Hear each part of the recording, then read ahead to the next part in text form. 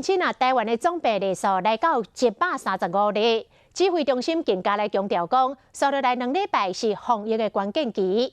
结果一寡有诶无诶消息，佫传甲赢飞咯。讲啥物？这是医师专联会声明，讲今仔日开始10天，台湾正式来进入疫情的关键期，有14个建议，请民众一定要遵守。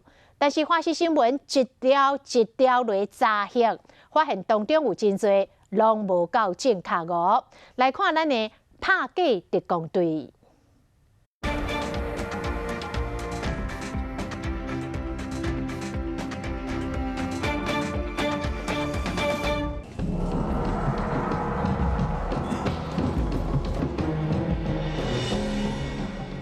台湾确诊数增加，这2礼拜防疫关键期，民众应该安怎做？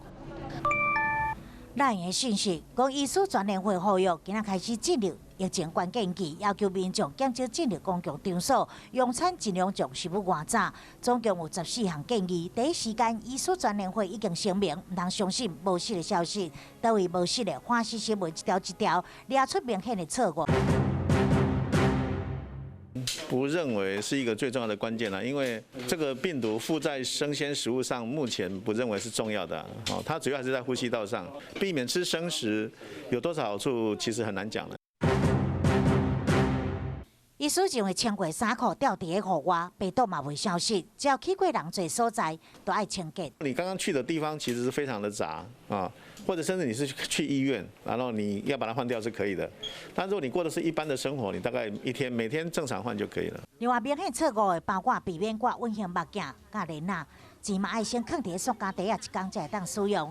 若是民众安尼做，恐惊是纠正过头啊！重点伫使用这物品了后，一定爱洗手。台湾确诊超过100例，社会难免会惊吓。另外，爱减少进入公共场所，避开接风时间坐车，用餐尽量从食物外早。这拢是医学专家认同的方式。